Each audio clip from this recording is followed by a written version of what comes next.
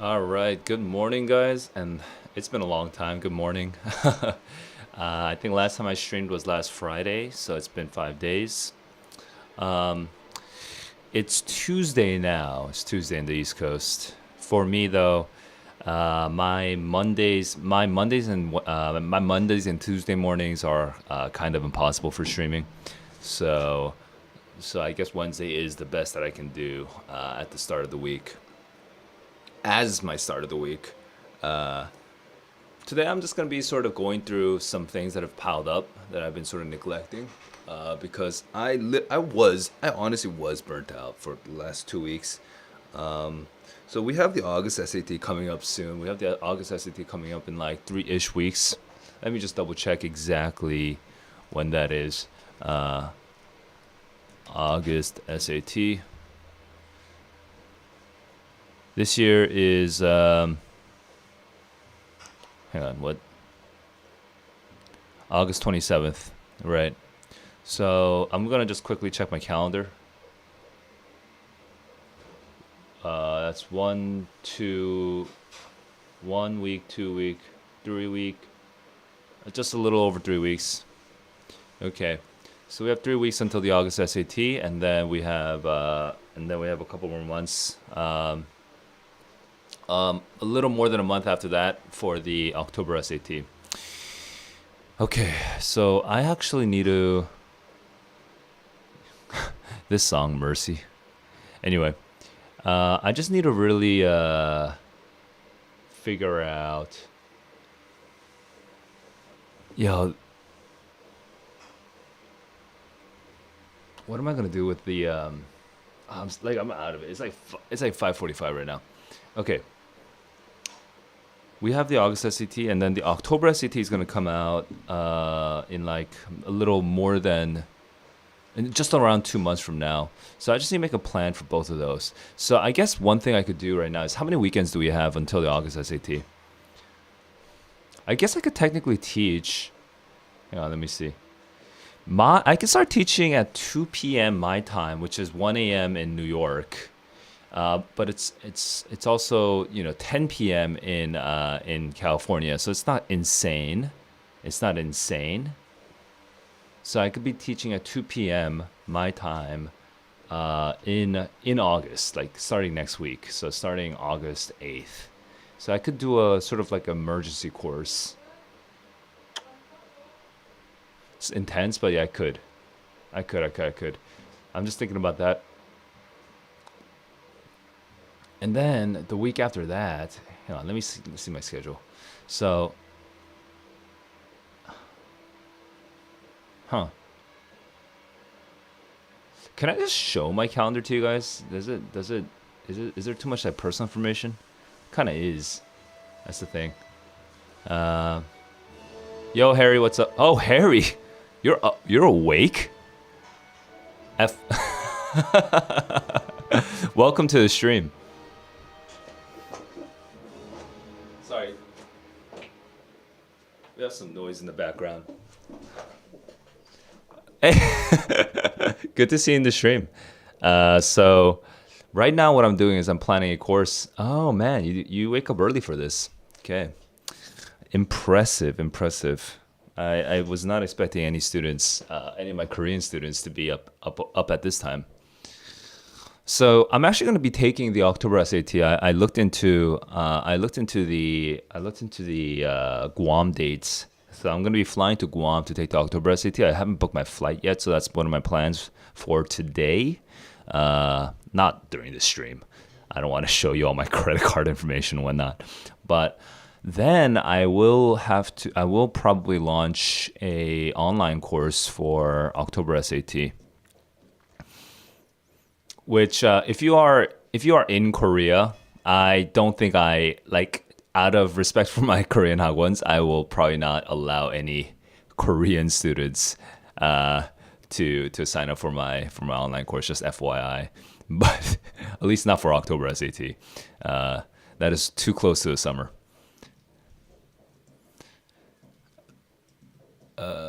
Just looking at. All right, what do I have to do right now today? So today You know what I'm gonna do? I'm gonna pull up my notes and I'm gonna just start writing them down. So let's go. Plan for October essay 2022 October SAT. All right. Oops. All right. So this is my plan.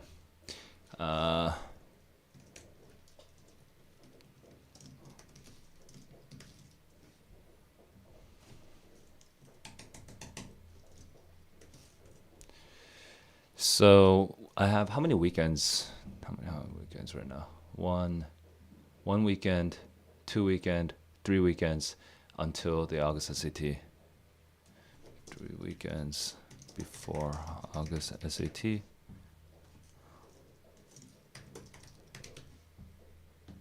And then I have 1, 2, 3, 4, 5, 6, 7, 8, 7 weekends. Ooh, only 7 weekends. Is that for real? That no way.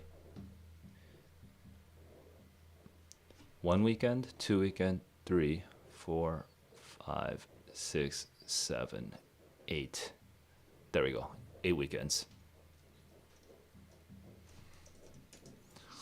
So what's the easy plan? The easy plan for the SAT would be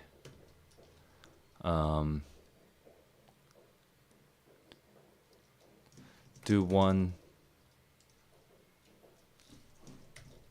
QAS every weekend. That would be the very easy plan. Just go through one QAS every weekend as a class.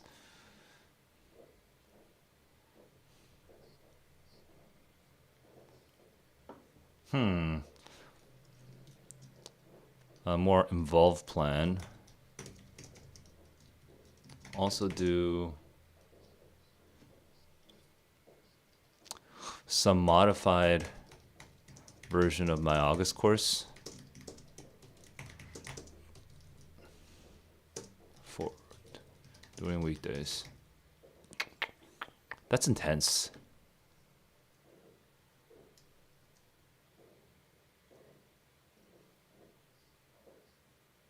That's a little intense.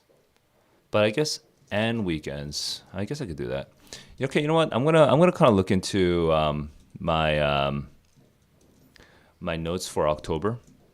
Where is it? I have to find it.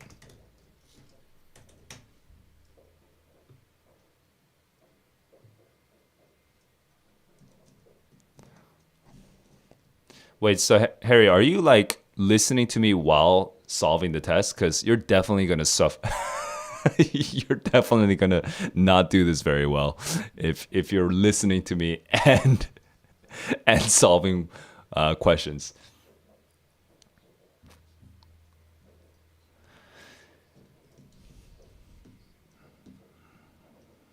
Oh, you finished it. Okay.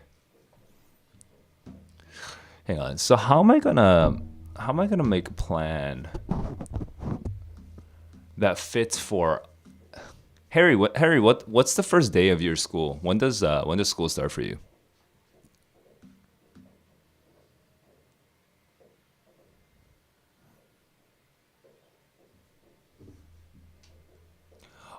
Oh my god. Oh, are you East Coast? I noticed that like in New York, they start school really late.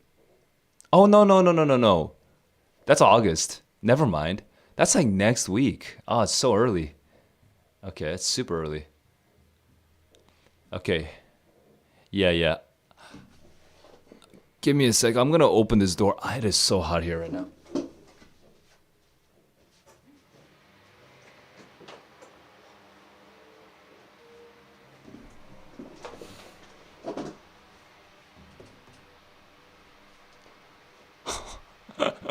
Oh, it's so hot. Oh my god. I need to install air conditioning in this room. Okay.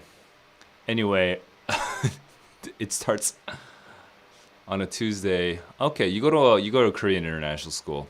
Got it. That is so early though. That's like 6 days from now. Harry, are you gonna be in class until the end of this week? And are oh well, you can't do Tuesday, or you can't. I guess you could do Monday class next week. Are you gonna come to Monday class next week to review the Saturday test? Because that's like really intense.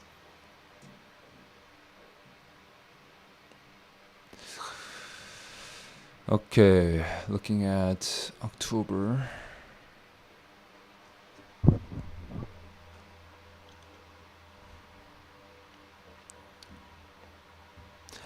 I mean, you really should. You only should do anything that like keeps your energy and motivation up. So I don't know. Personally, if I were you, I would feel pretty exhausted. I would feel like I don't know if I want to use the word exhausted. I don't want to over dramatize it, but I don't know if I would benefit personally if I was taking SAT camp until like the day before school. Okay, I'm looking at this.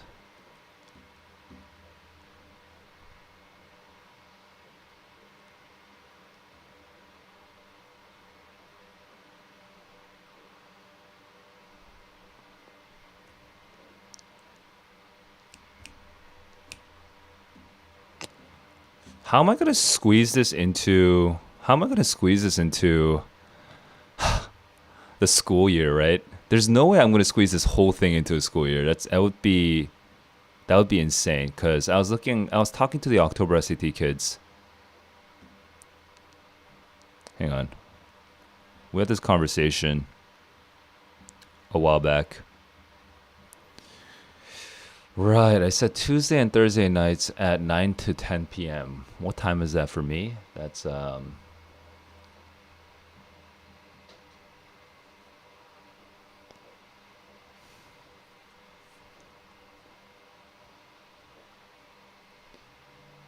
9 p.m. is only it's 10 a.m. for me. That's actually pretty good. Okay, okay, okay. Maybe I can extend this to like 8:30 to 10 p.m. That would kind of work. So if you are in school and you're studying for the October SAT, the main question is, would you be willing to do a twice a week? Would you be willing to do 1.5 hours from 8:30 p.m. to 10 p.m. East Coast time, um, in addition to a weekend 3 hours? Would you be okay with that? Like, would that work with your class schedule? And I know that a lot of kids who are taking the October SAT, the fact that you're taking the October SAT means that you're probably a senior. You're probably a senior. So, generally speaking, most. Man, that's rough, yo. That's rough. Oh, dude, I love this song, though, yo. This is such a long time. It's been such a long time since I listened to Phoenix.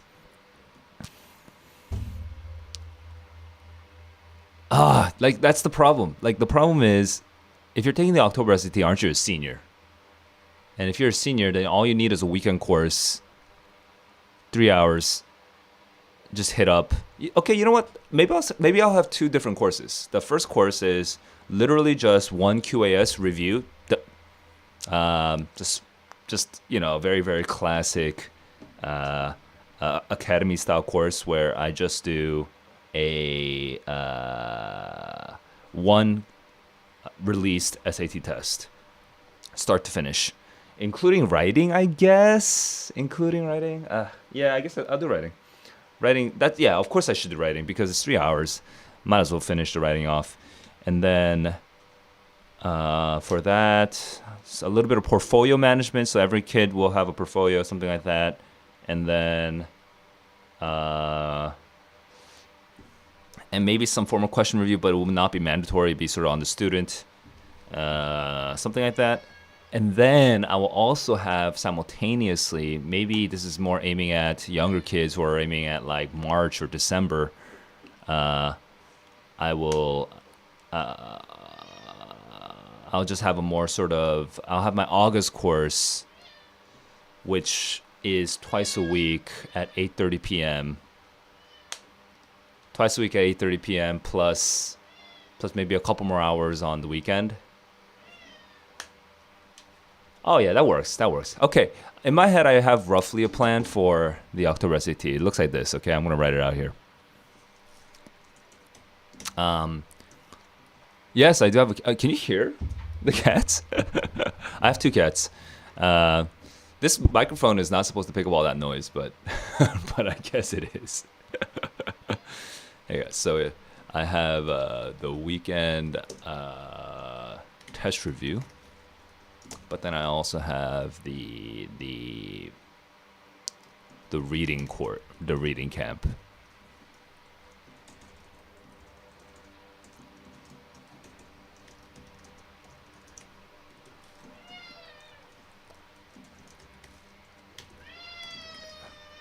This is Kore. Here, let me show you my cats. My girlfriend's here too. Oh no! Olga's running away. That's Kore does not like being held. There you go. We have two brothers, but they're not coming around. They're not coming around to me. You thought it was a dog making cat noises? That's very creative of you. That's why you're not getting a very good score on your SAT. You're being too creative. Just kidding, Harry. Harry's doing really good. Actually, speaking of which, I probably should check your recent. I haven't checked your recent SAT scores yet. Since I have the paper in front of me, I will double check.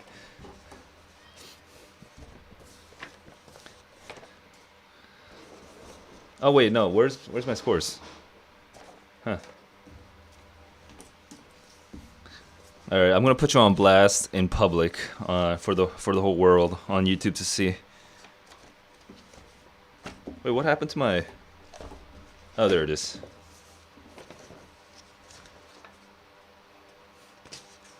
Oh, dude, I think I forgot your Korean name. Oh no, I have it here. I have it here. Where's your?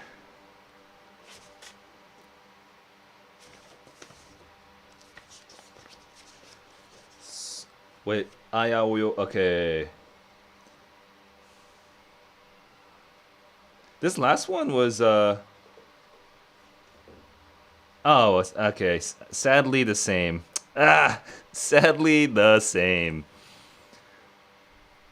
Sadly the same. You're just hovering around. You're hovering around 700, Harry. Ah. Okay, Harry. We'll chat more about. Actually, Harry, you can ask me questions about the SAT during this time. You are allowed to ask me questions. Like a lot of kids.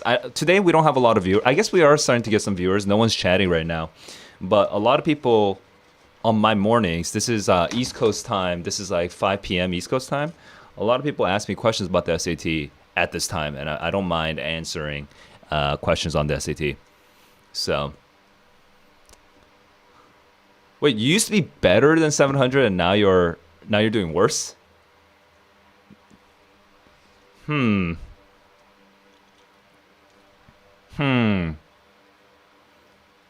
Well, you tell me. What do you think is contributing to that? So there are some factors that you must have considered. You know, let me know. What do you think? Okay, but slumps, not like slumps aren't completely random, right? They do have what do you call it? They do have causes and contributing factors. So okay, there we go. We have some overthinking. Anything else contributing, or maybe something that's contributing to the overthinking? What's making you overthink?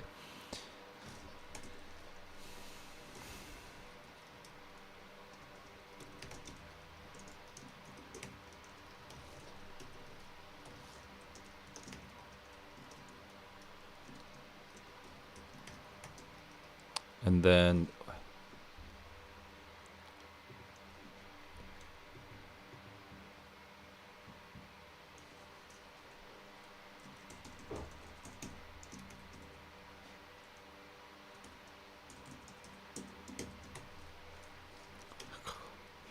8:30 p.m. ET equals 9:30 a.m. Okay. And 8:30 p.m. PT equals Yeonu, 정연우. Hey, Yeonu, you're not one of my students, right? You're actually just someone who found me online. Welcome to the stream. 정연우. Like from a long time ago? I don't know if your last name is Chung though. The I do know Yeonu from a long time ago. Like years ago. Like 7 years ago.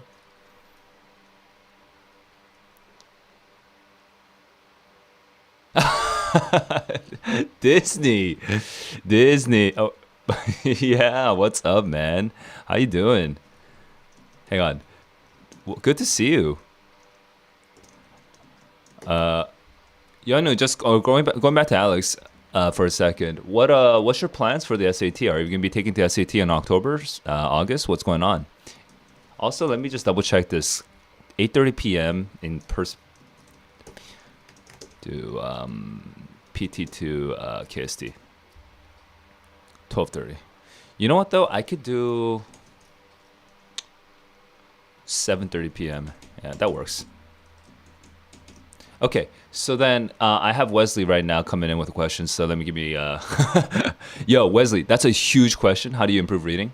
But here's my really, really, really basic answer. Okay, because that's a large question. It's it's like really what you want to be doing is.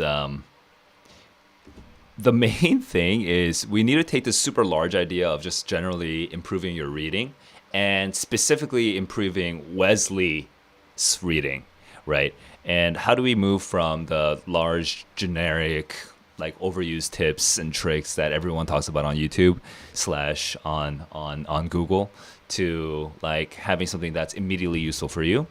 I have a series of diagnostics that you could do. All right. I have it on my website over here. I'll actually kind of give you a quick peek. Okay. So you want to diagnose your weaknesses here. And I don't know why that link isn't working, but anyway, these are the diagnostics, right?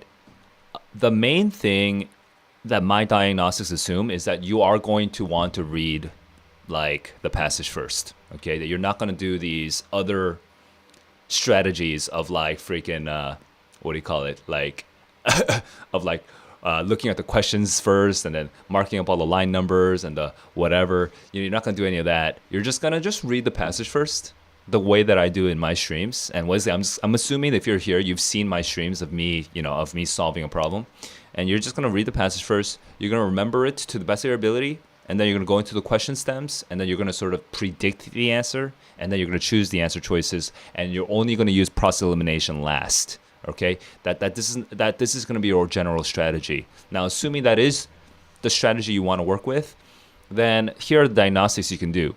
Okay, diagnose how well you remember the passage. Read the passage once, and then the same way that I do in my more recent streams. Okay. Just recall everything that you remember. Just list it all out, and then compare your recall to my recall and see how much better or worse, probably worse, you're doing compared to me.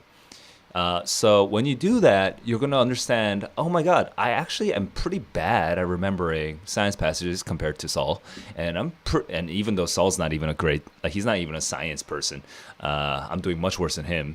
But then I do okay. I do come almost similar to Saul with literature or something like that, right? Then you can at least start understanding what passages are messing you up, where you don't even know what to be looking for. You can't remember what the passage is saying. You're just zoning out, all that stuff. The second thing to diagnose is diagnose your predictions of the answers. So the best way to just do this, okay, is cover the answer choices. Just cover the answer choices. Use some sort of index card, cover the answer choices, and for every single question stem, predict the answer and also point back to the part of the passage that the answer should be coming from. All right. Are you able to do this? There's more details on how you can do that here. I'm going to skip over that part. And the idea here is that when you read a question stem, you really need to be able to already kind of know for like at least 5 out of 10 of them, if not like 8 out of 10 of them. You need to sort of know like the answer.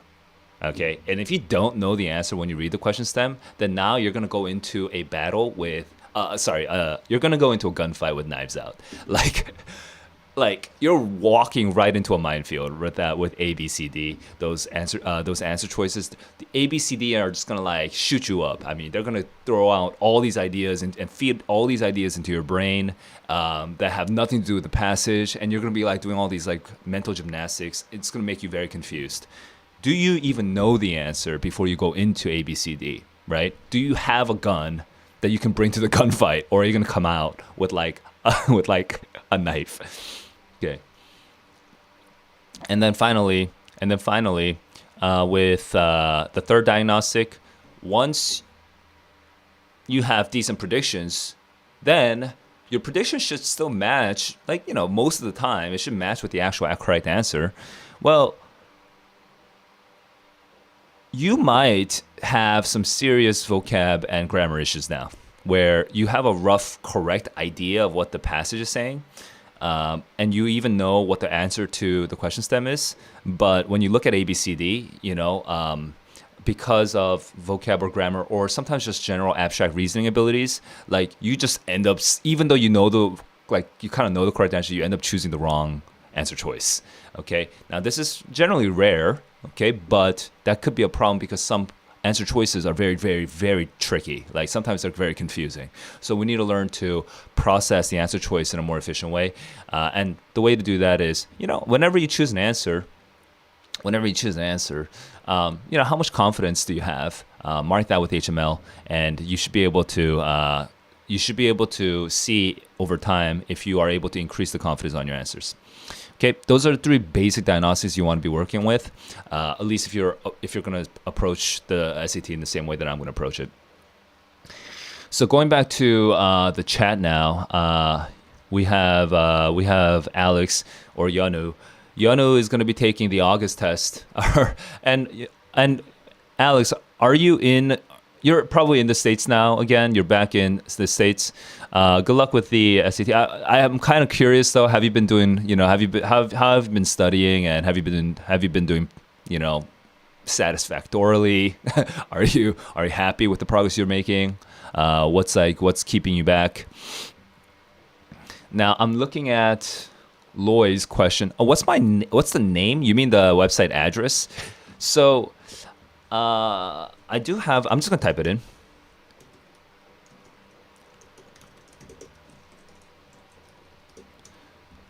Hang on. Does that work? It should work. Yeah, it works. So this is just the generic website, and then for this particular page, I'll share the link. Okay. Yeah. So I just shared the links to the chat. You can join.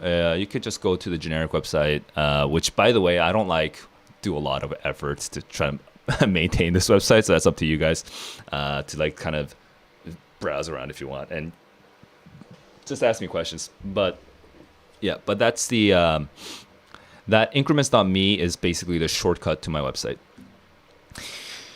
And then we have how do you better understand history passages when you don't understand anything, especially the older ones? They write so fancy. Well, the good thing about history passages is you don't have to understand everything. So you wanna reduce the standard of understanding and increase the specificity of your expectations when you're reading a history passage. So mainly like when I read a history passage, I spend quite a bit of time on the blurb. I slow down on the blurb and I try to imagine what kinds of speeches, what kind of situation is this, and what kind of speeches am I expecting, right? Usually it's a speech. Sometimes it's like a letter, whatever. But what kind of thing am I expecting? And so I'm kind of imagining who is against whom and what they would want, and I'm trying to remember the historical context. I'm not sitting there just like trying to remember, but I'm doing it very fast. Like I'm just doing it as fast as it comes to me. But I am spending some time just slowly reading every single word, and with every time I'm reading a word, I'm trying to draw connections as much as possible to my historical knowledge and to the kind of speeches that I think will come out. Okay, so that usually takes me anywhere between 30 seconds to a minute, which I think some kids are surprised by, that I take almost a whole minute sometimes on the blurb on the history passages. Okay, if you watch my streams though, you'll see that that's actually the reality, that I actually slow down the blurbs quite a bit. Then after that, what happens is I'm primarily looking for the big transitions in the argument flow. So most speeches do not flow the same way that you're taught to write in school, and that's part of the reason why it's so hard. Not because of the fancy words and grammar so much, although that is part of it. A lot of it is because you're just not used to that sequencing of ideas. So I am much more used to it, and some of the key concepts you want to get at is like, okay, well, how do you establish a relationship with your audience? Like, is this an audience that's hostile to you? Then how do you establish a relationship with that? Like Harry, last class we went over, was it last class or last class? But anyway, we went over a speech or a letter where a Native American leader was kind of being vaguely threatened by a Confederate leader, right? So they have a hostile relationship. So what are the kinds of mechanisms? So what are the kinds of paragraphs that you sort of imagine when the relationship is like that, right? What kinds of techniques would you use to sort of deal with a hostile force when you are probably in the weaker position compared to the Confederates, right? So can you make these projections in the first place at all? You don't have to be right with every single one of these projections. You just have to be able to roughly imagine the possibilities, and then you confirm the possibilities as you read. And then the first paragraph is like, oh, I got your letter. It says this and this and this and this, and I'm confirming that this is the contents. It's very neutral, okay? Right? That's not always the case. What if I'm a feminist speaking to a feminist convention? Then obviously, I would just start using the word "we" right away, or something like that, right?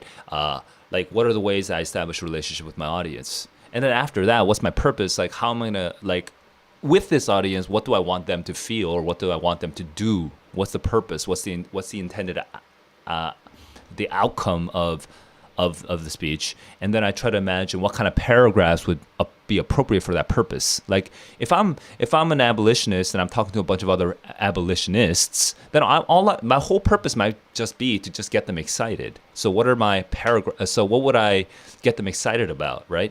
I would talk to them about the justice of our cause and blah blah blah blah blah, and that's basically it. So then I would imagine seeing that at the beginning, and then maybe at the end, talk about how assured our victory is, or something like that, right? So those are sort of like generic patterns that you can sort of predict. You can sort of project before you even read the passage, all from just slowly reading the blurb and then kind of getting into the first couple sentences, and you're just sort of you're just reshaping right now. You're drafting and redrafting what the speech could be as you're reading the first parts of it, and then once you get into the actual passage, then you're looking for the major transitions. I was like, this was different from what I expected. So probably now he's going to say this, and then this is a new transition. Okay, now we're going towards. Now my prediction for the rest of this passage is getting more accurate because now I'm seeing the major transitions. Okay, so that's my sort of walkthrough of how you would do that. So short version is read the blurb. Imagine some touch points. Imagine, what kinds of paragraphs might come out, and then try to thread it through. Try to thread it through by noticing the major transitions. That's the main thing for history passages. but about the language, the hard language. The hard language, there's two ways of dealing with it. The first way of dealing with it is ignore it and just look at the words and just try to guess what it means. Okay,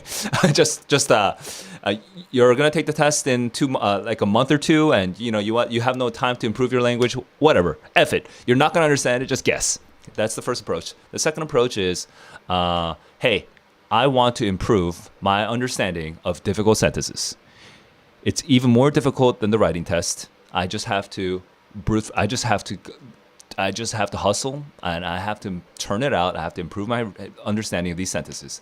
The way to do that is after the 65 minutes are over, go back to the history passages and go to every single every single sentence that you find very difficult, and assume that it is 100% grammatically correct, because the SAT, especially if you're using QAS materials, the SAT does edit it so that weird grammatical quirks are not in the way. Okay, they may edit it so that it's easier, that it seems more grammatically logical, and go back through every single sentence you do not understand and reconstruct that sentence so that it sounds like a modern sentence, and make sure that you do not lose any of the meaning when you reconstruct it. If you do not know how to do this, you will need a tutor, or you need somebody to look over your work. But when you give me any sentence in the world, I will be able to eventually parse it and translate it into a modern sentence, without losing any of the wording, without skipping any of the wording. So you should be able to. You should actually do that if you want to improve your ability to understand that language. Okay, just because it's for me, if I see a big long ass sentence, the size of like my finger span right now, a super long sentence that takes up half of the page, and I just see a bunch of semicolons, I'm not scared. I'm not scared whatsoever. I know exactly how I'm going to break that sentence down. It doesn't no long sentence scares me, because I know grammatically that I have the tools to unravel that sentence. Okay, so that's something that will take time to improve, but you can. But you will not be able to do that in 65 minutes. You have to start doing that after the 65 minutes, and then eventually you'll notice that you can start doing it in real time as well. Okay, so that's the history. The first part of the history passage answer was that you really need to be able to thread the main transitions, starting from the blurb. And the second is, hey, review those sentences. This other question, 25 days left before the test. That's true for the August test. Loy, if you're taking the August test, good luck. So is it better to take more time on the passage that you're good on, or finish them fast so you have more time? So I struggle with this question because it's so general. It would be amazing if we could somehow control the overall timing of every single passage, right? But the problem is you can't control the timing of a passage. You can only control the timing of your reading and the timing of your choosing an answer. So when you're reading, you can control, hey, I don't fully understand this sentence, but will I just move on? Okay? And then when you're solving a question, you can control, hey, I'm not very confident in this answer, but will I just move on? You can control those two things. Those are your only two things that you're really controlling. The timing that you end up spending on the actual passages go up and down based on the difficulty of that passage, the difficulty of the questions for that passage, and then how you pulled those levers. Okay? Did I skip a bunch of parts that I didn't understand? And did I skip a bunch of parts? Did I skip a bunch of answers that I wasn't fully confident on? Right? That's just the timing of the overall passage is just the outcome of all of those little levers that you pulled. So now the question becomes not how to control the passage overall, but how to control the moment of misunderstanding or the moment of low confidence. How to move forward on that. And I would say everyone needs to find their own internal sort of confidence meter and their own internal clock that tells them, hey, it's probably worth it to just move on and come back. And unintuitively, most kids think they have to rush through the reading of the passage. Kids think that they really should they really should just speed through the reading as fast as possible because, hey, I'm not going to understand it anyway, whatever, right? And for everyone who's watched my streams, they know. No, actually, Saul reads slower than all you motherfuckers. He actually reads slower than all of you. Not all of you, but like 80% of you, he reads slower than you because it speeds him up on the questions. Okay? So, one sort of paradoxical thing about this is actually you should understand the passage more than you currently do. You should actually slow down and not skip so many parts that you don't understand when you're going through the passage. However, on the questions, you absolutely should be lightning fast. You want to have a sort of sense of speed that doesn't flag too much. You're like, it's better to be constantly driving than it is to just crash and spin out. Even if you slow down a little bit, you don't want to actually crash and spin out. And crashing and spinning out in this case would be something like getting stuck on a hard question that just makes you like completely doubt yourself. That's bad. You want to just be like, hey, I'm about to start doubting myself and get all confused and get into my head and just waste time on this one question. I'm not gonna like keep going smashing into this particular question. I'm gonna slow down. I'm gonna pass it, and I'm gonna move on to the next question. And you want to do that. And when you do that, you'll notice that for the passage that you're good at, you're just gonna have a pretty high score, and it's gonna be pretty fast. And when you do that, the passage that you're kind of struggling with, that would take a little bit more time. But that might feel a little general, so I'll give some numbers now. Finally, is it better to take more time on? So let me now actually finally answer the question just directly, but I just don't agree with that question. That's why I went through that sort of side route. But is it better to take more time on the passage that you're good at, or finish them fast? I would say it's better to finish all questions fast so that you can come back and double check. How do I explain that?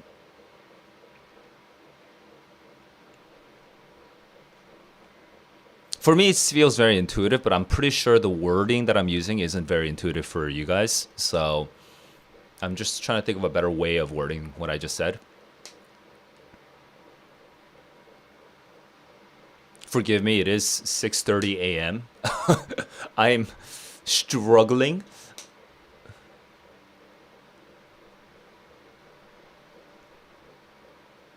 Yeah, see,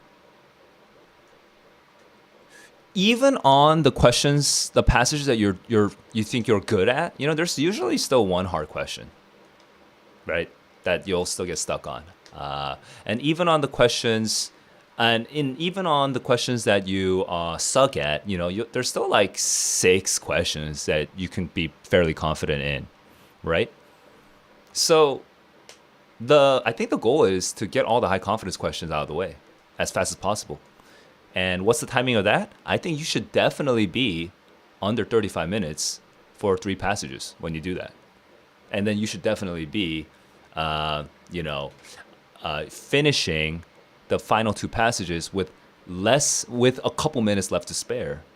You definitely should be at that level if you're focusing primarily on the passages. If you're focusing primarily on the questions that you can have high confidence in. If you spend all your eggs on, if you spend all those extra minutes on a question that's just like super hard in the first 3 passages, right? The passages that are easier for you, you're just gonna, it just wasn't worth it either way. Like, It just was not worth it because that one question is going to sacrifice the 6 questions that you could have gotten with high confidence on the hard passages.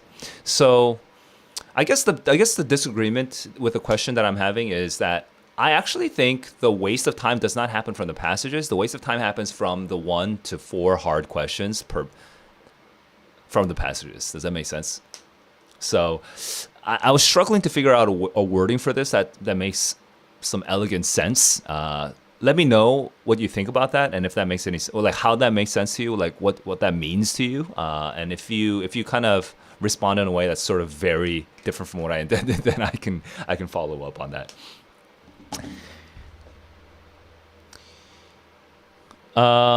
And going back to the U.S. tests versus international tests, no, they're not actually. They're not generally easier. There is no real difference at the end of the day. Because, I mean, on a specific date, it could be, right? Like on May of 2022 or June of 2022 or August 2022, the US test that time could be easier than the international test that time. But as a whole, statistically, they're not generally easier. That would make no sense because the SAT just shuffles them, you know? They use the same test for international and the US. You know, they cycle through them. So the same test shows up on both sides. Like it would just be a statistical accident if it happened to be that if you if you made a database of all of the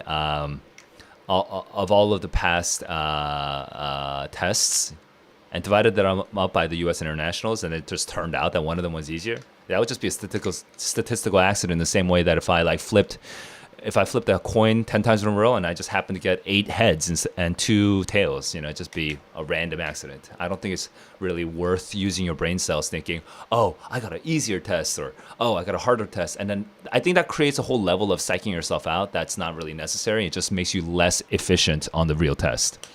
Like, thinking about that is a waste of your thoughts. You should rather be focusing on, hey, is this question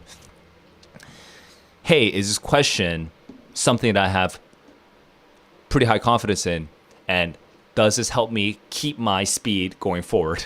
You know, or is this actually killing my speed? Am I spinning out now? You know, like that's the main thing. All right, guys, it is 6:30. I need to prep. I need to get ready to go back to my work life. So, guys, I'll see you in the next stream. Tomorrow I will be streaming on... tomorrow will be hard for me to stream. So I think I'll see you guys Thursday night in America and Friday morning in Korea. All right. Oh, Kayla, and this is the final question. Are the tests shuffled in monthly or per cycle? I took it in May and am going for it again in November.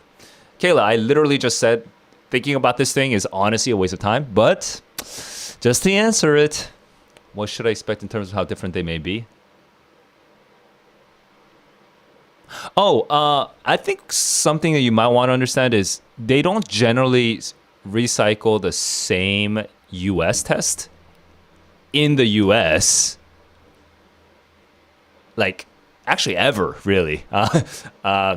If they spent it in the US once, that's probably the end of it. Now, that's not... I'm honestly not the kind of person that goes and looks through all this data just to pretend like I know some sort of trend. Because come on, man. Just because I make a database of all the times that the US the SAT came out, that does not mean I can predict anything. Like, it's just because I see how many heads and tails came out does not mean I know, oh, tails came out 7 times in a row. Now it has to be a heads. No. It's still 50-50. So I'm not the kind of person to even go back and look at all that data. But generally, they don't reuse the US test in the US again. And if they did, it wouldn't be very close to each other. So you should not be thinking about that. You're not going to get whatever you took in May, you're not going to get it in November. It's not going to happen. And what should you expect? You should expect nothing. It could be harder. It could be easier. You should just the expectations that you should set is based on is the sum total of all of the practice tests that you've taken. And I strongly recommend taking practice tests not from Prince Review, Barron's, and all these other people. Take the practice tests from College Board themselves. Use the QASs. You can find a link. You can find the links to all the past QASs on Reddit. If you just do Reddit SAT QAS, find all the release tests and go through them. Do not set your expectations wrong by going through these very strange and poorly written questions by these test makers. Forget them. Go to the real source itself. All right, that's my final answer. I'm gonna go, guys. Peace out and keep on growing. I'll see you guys in the next one.